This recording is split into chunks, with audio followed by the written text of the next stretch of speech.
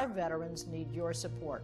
Foxfield Farm for a Recovery Mission is a not-for-profit organization that has been established to provide an equestrian groundwork training program for U.S. veterans with PTSD and related issues incurred through military service.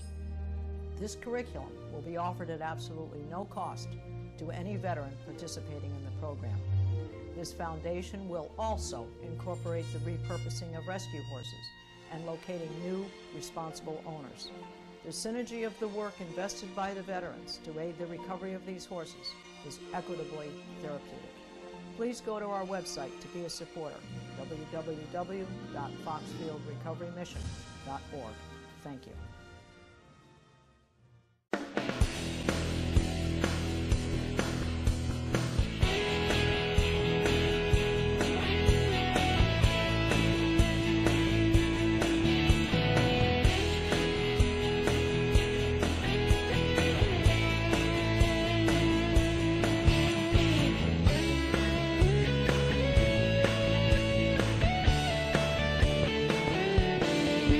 Your host, Sydney.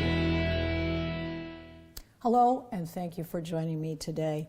I'm very pleased to say we are back in the lovely Vita Room of the Connecticut Historical Society, and they have been very gracious in lending us this venue once again. My guest today is Guy Smith. He is the Democratic 2018 gubernatorial candidate from Greenwich, Connecticut. It's a pleasure to have you here, Guy. Thank you. It's great to be with you. Well, Mr. Smith, let's begin with your professional background, which is a deep bench of leadership experience, and it is as a global corporate executive. You've worked at the highest level in federal government posts. You have been the director of Connecticut-based AmeriCares, and you were special advisor to President Clinton, as well as Secretary Hillary Clinton's 2016 presidential campaign. So tell us about all those exciting things. Well, thank you very much. My career, the arc of my career covers government, the corporate world, the NGO world. Early in my career, I actually helped run a city larger than Hartford. And so I learned how to get a street paved and not get shortchanged. I worked in a federal poverty agency in Washington, D.C. early in my career. I've been a senior officer at two global corporations, and one of which, Diageo, headquartered here in Connecticut for 17 years. And as you noted, I ran AmeriCares, the huge global disaster relief agency. Traveled all over the world to every imaginable tragedy and disaster. Learned how to help people. Mm-hmm. And I worked at the White House for President Clinton, and I was a spokesman for Hillary Clinton's campaign. Why does this matter to the voters of Connecticut?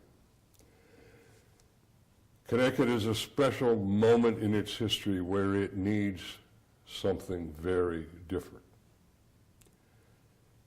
The governing class has failed the people of Connecticut. I am not part of the governing class. The arc of my career takes me across a number of serious experiences. As you said, the highest levels of the U.S. government, highest levels of the corporations, big, huge global corporations, highest levels of a big NGO.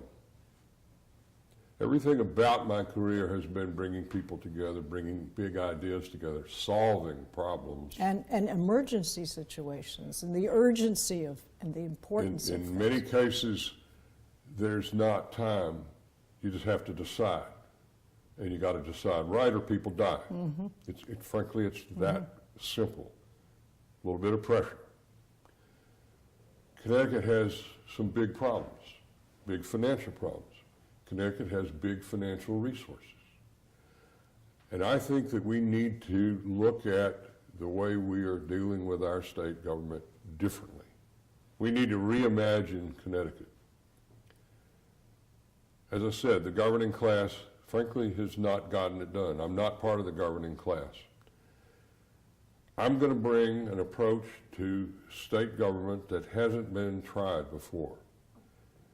We do too many things because we did it that way last year, we did it that way last decade. Too easy to fall back into that, isn't it? It's so easy. and we've got to change that. Is that part of the government issue, is the government just keeps doing the same thing because that's what...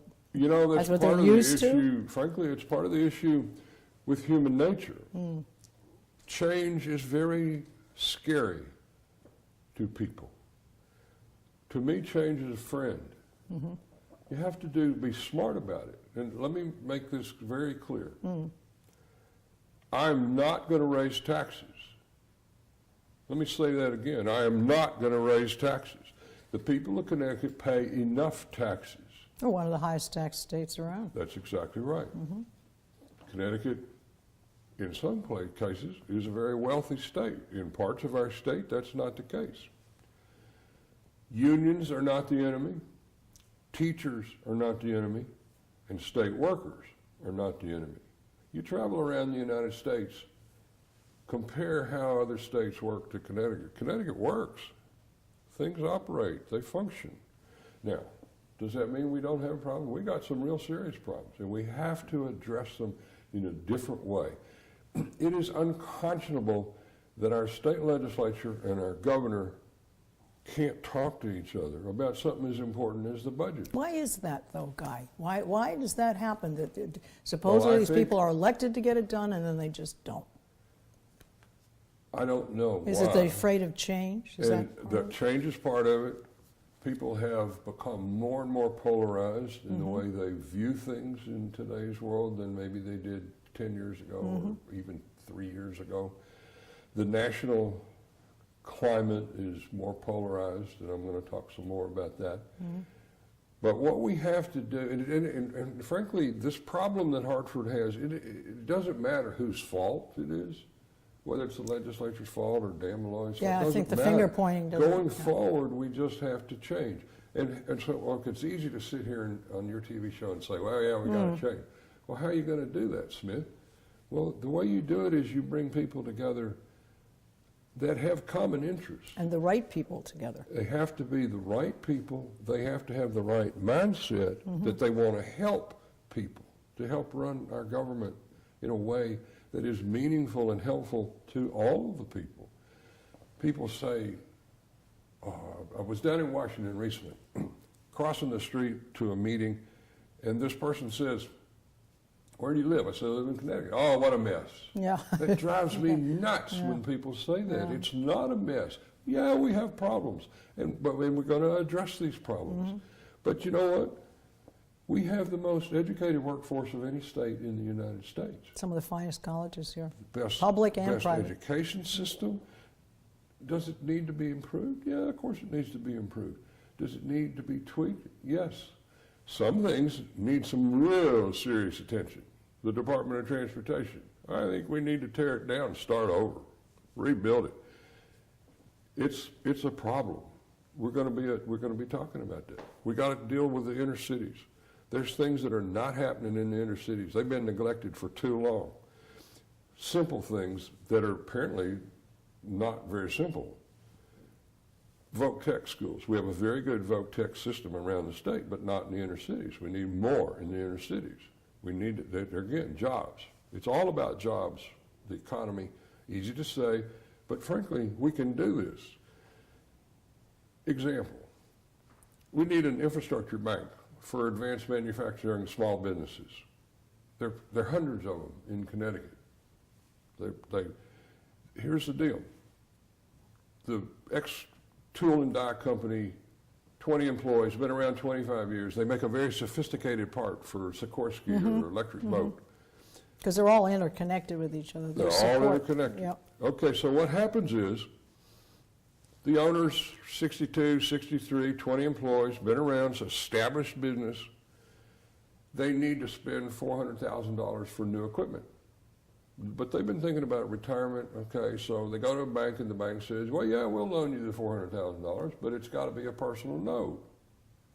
Well, hello, that messes up their retirement. I mean, so what we need to do is put together 1,000 advanced manufacturing small businesses. You're talking about restructuring how you support Well, you create a businesses. consortium. Okay. You don't merge the companies. You just create a consortium, work with the bank. We have 2 big banks headquartered right here in Connecticut that work in Connecticut. spread the risk, and then underpin all of that with the credit of the state of Connecticut. Now, everything I just said did not spend one dime of the taxpayers' money. What it did is use an asset, the credit of the state of Connecticut, in a way that helps businesses across the state. Mm-hmm. We need to tweak, I think, some of these big programs for big companies that get multi-million-dollar tax credits for putting jobs in Connecticut. The problem with some of those, and I was involved in some, they're really nice, and you don't get the tax credit unless you put the job in Connecticut. Sure. So what happens is you promise a $40 million tax credit, a $50 million tax credit to a big company, Mm-hmm. and they change their mind.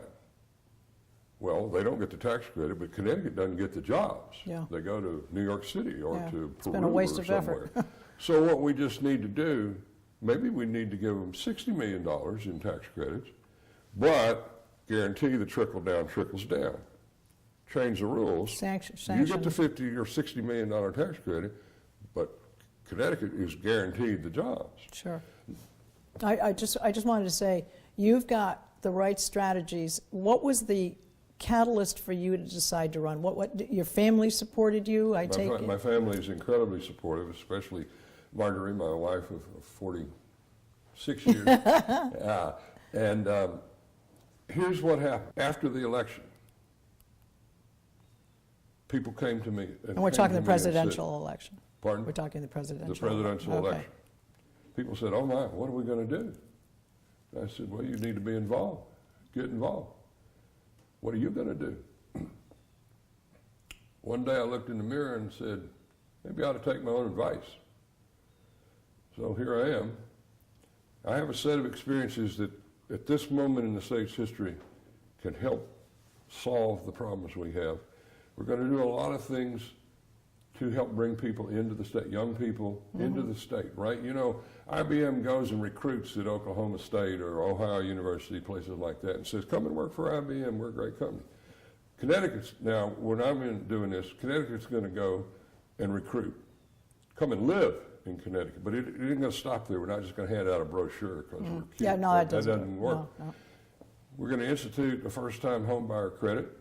If you live in Connecticut Okay. already and you haven't bought a home, and it's hard to get a mortgage. You know? If you're a young person and we're recruiting you in, you get a first-time home buyer credit. And then we'll work with you like in Silicon Valley. You know, there's all these empty buildings around Connecticut. Yes, some there are are. owned by the Yes, state, there are. some of them have been around since the Civil War. And they're just sitting there. Okay, why don't we put some electricity in them, put an internet in them, create office space for some young person coming out of Entrepreneurs. school that wants a startup. Okay. These are not new ideas. They've been doing the infrastructure bank's not a new idea. I mean, But they haven't been executed. I'm sorry. They haven't been executed No. Well, or they haven't been executed. because people are afraid of change. That's right. So then take that same concept of spreading the risk on the infrastructure bank for advanced manufacturing. Right. Take it to the inner cities and do microfinancing. We do microfinancing in Bangladesh. We can do it here. So explain microfinancing. What for I our mean by viewers. that is, let's say that in the inner city, young entrepreneur, old entrepreneur wants to start a dry cleaners. They need access to $25,000 to get started. But their only credit is an auto loan that they had trouble getting. Right. There's no access to credit. Same concept, spread the risk, work with banks, underpin it with the credit of the state of Connecticut. Again, you're not spending taxpayers' money. You're using taxpayers' assets, the assets of the state of Connecticut, in a way that helps leverage it and doesn't do funny business with the budget or the people's money. Yeah, people couldn't be taxed anymore. They'd be leaving faster Well, that's than they are exactly now. right. I've said we're not going to raise taxes, and people say, well, how are you going to solve these problems? Right. And I said, well, first of all, an enormous amount of the revenue that comes into this state comes from very wealthy people because we're a very wealthy state. Well, if you just keep raising it, what are they going to do? They're going to say, no, I'm going to go Enough, away. yeah. I'll move to Florida. Paul Tudor Jones moved to Florida. He's a pretty big taxpayer. Sure. But just raising, like people say about the pensions, oh, we got all these problems with the pensions. The only thing you can do is raise taxes or kill teachers. Raise taxes or kill teachers. No. No. Yeah, because a lot of that's a solution with many people who are running. We've got to do better negotiation with the unions. We've got to, but you're saying we've no. done that with the Okay.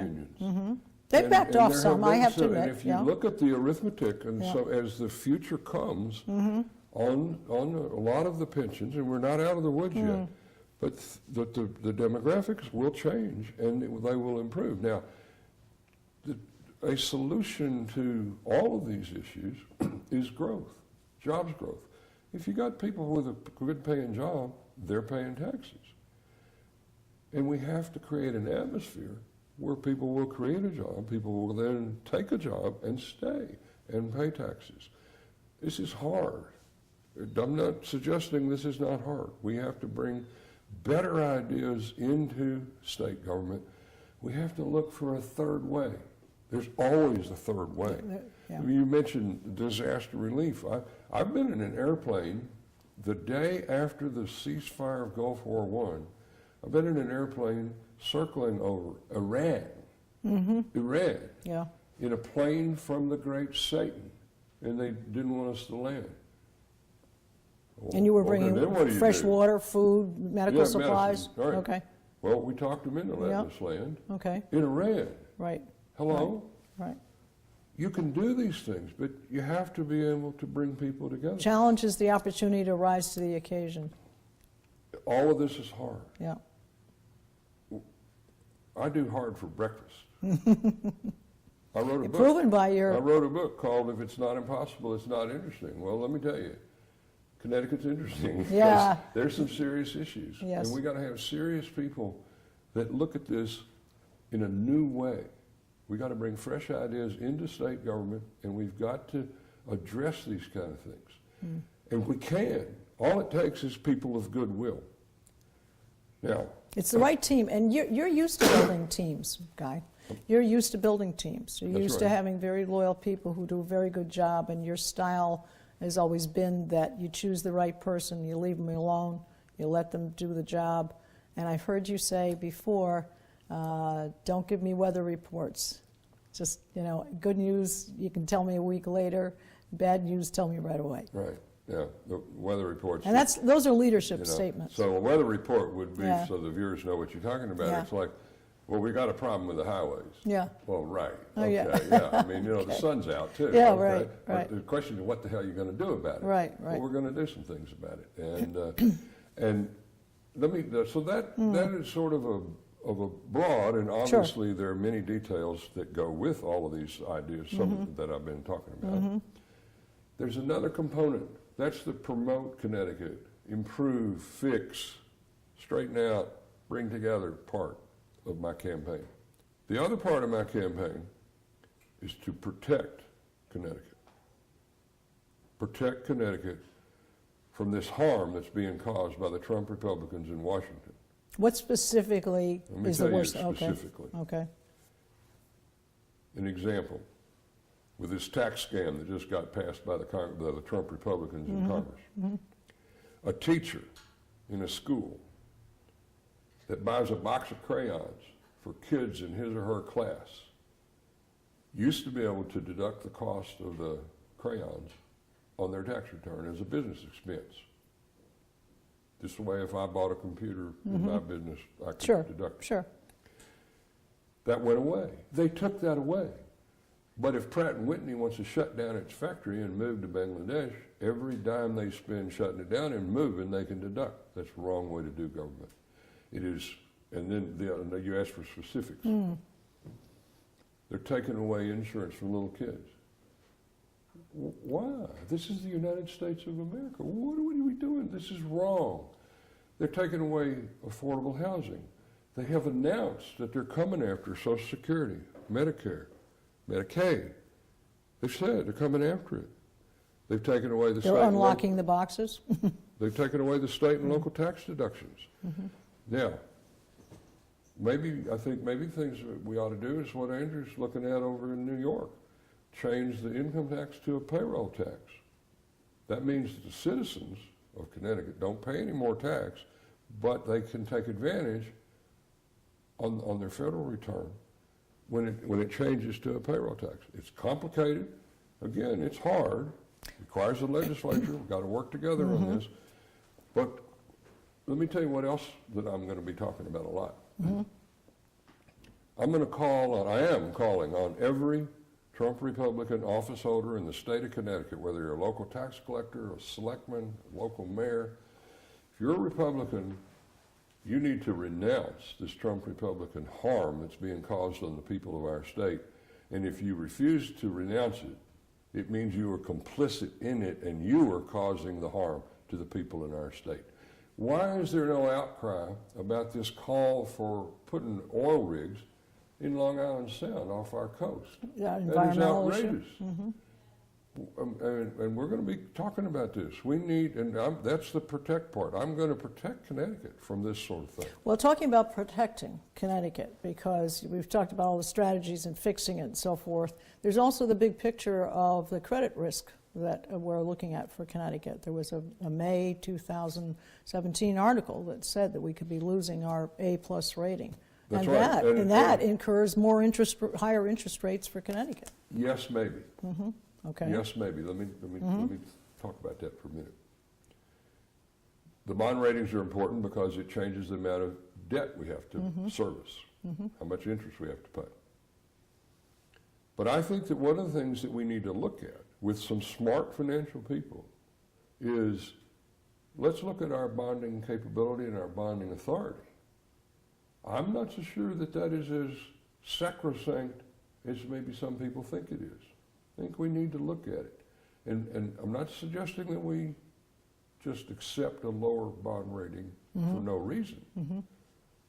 But if we can achieve some of our objectives, both short-term and long-term, and we've got some serious short-term and long-term transportation problems, but we need to look at this in a different way because heretofore on bond ratings, oh, well, you can't touch those. You know, they're going to go down. The world's going to end. Well, maybe not. Let's look at it. We got to study it more and look at it from a different angle. Well, let me ask real you quickly on yeah, transportation. Yeah. This business of the legislature taking money out of the transportation lockbox, that's a no-go. We're not going to do that because it's taking money that's already people expecting to be put in to pay for transportation, and it's being spent on something else. Well, okay, so two things. One, what would you see if you get the governorship, your first act to do, and number two, looking at this financial situation, how long do you think it will take for Connecticut to get out of the, let's call it the red, and back into the black, or at least into a healthier situation? What would you say? Are we talking years? Are we talking months? What are we talking? Well, the first thing I'm going to do is, as I said a little earlier, bring fresh ideas, fresh creativity, and fresh people into state government, people that want to be in state government, who have a set of expertise where they understand about complex issues like transportation, like the bonding situation, those types of things. And you know, not everybody in state government's doing it wrong. Right. We just got to lead it better, lead it more creatively. And so that's the very first thing. And open to change. Change the culture. I'm not going to do one of these 100-day plan kind of things, you know, because it's artificial. What we're going to do is have a lot of incremental ideas, like the home buyer credit, like the infrastructure bank, like the inner city activity. We need to have lots of those because no one thing. There's not going to be a grand slam home run in the World Series. So you're talking about putting together a think tank for Connecticut? Might you say that? No, we got lots of think tanks and lots of smart people. Okay. I'm going to get some of the smart people from the think tanks, from the corporate world, from the NGO world, from the inner cities, from the social service arenas, people of faith, people in law enforcement, and get their best thinking. I mean, if you go sit in a bar and talk to people, people are very smart. They get it. People of Connecticut are smart. They are very smart. Yes, they are. And they may not have, you know, all the nuances of some law or some whatever. Lots of initials after their name. They know what we need, yeah. and they know the kind of thing we need, and they know we need to have smart people committed to doing this. The Voc Tech thing, that's not a new idea, but we need to have people. Not everybody should go to college. Some people, frankly, are better suited to learn to be a plumber or an electrician. Which are very well-paying jobs. You bet they are. And they're union jobs. Right. And it supports the union and labor in Connecticut. I am very supportive of it. As I said, we're not doing this on the backs of unions or teachers or state workers. Because you're not going to get cooperation from them if you start playing hard on them. When people come together with a common goal, it works. I mean, there's myriad examples of where that works. It's when you get these hateful people, and I'm saying that word on purpose, the Trump Republicans, who want to just harm and they even said it, deconstruct government. Well, hello, this is 2018. You don't deconstruct government. You fix government and make it work for the people. Are some of the things that you brought forward, let's talk about your book for a minute. If it's not impossible, it's not interesting. Give us a quick synopsis of how you put that together. Is that part of it? Well, again, I'm talking about bringing together people. This book was written by me, but with a lot of other people. And what I asked them to do is tell me something that you have done that somebody told you you can't do. It's impossible. And the book is a collection of stories, some big things, some very small, very personal, some spiritual, some sports-oriented, some business-oriented. It's fascinating, but there's the common thread is that something that everyone else said to you, a teacher, a coach, a parent, you can't do that. Not you don't have permission. Right. It's impossible to do that. You don't have the skill set. And yet you still did it. Right. And you know, that's exciting. Nobody on here is a Pulitzer Prize winner. Nobody's an astronaut that went to the moon. They're accomplished people who are clearly smart. But I firmly believe when you bring smart people together and everybody rows the boat in the same direction, there isn't anything we can't accomplish. And that's not just pie in the sky. I've proven it. Yeah. And so I know it can be done. And this is a moment in Connecticut's history where the doing it the same way, the governing class wants to keep doing it the same way. They don't talk to each other. They're just throwing stones at each other. We have to stop doing that. And let me just say one more thing. Sure. I said that I'm going to be very critical of the Trump Republicans, and I am. But I never said I'm not going to talk to them. Good. All right. Well, what I want to say to you is you are a very exciting, forceful person, and it's a light at the end of the tunnel for people. They need to know the leadership can be there. So it's been a delight to have you here today, and I want them to be able to follow you, Guy. So we're going to give your website, and it is Guy, G-U-Y, Smith, 4, CT.com. And that book is available on Amazon, so take a look at it. A lot of the things that Mr. Smith has discussed today is in there. I would also like to thank the Connecticut Historical Society once again for being generous. Check out their membership and some of the exciting exhibits that they have on. So you can see all of our programs on ctvalleyviews.com. This is Susan Regan, thanking you for joining me and bringing proof to the people.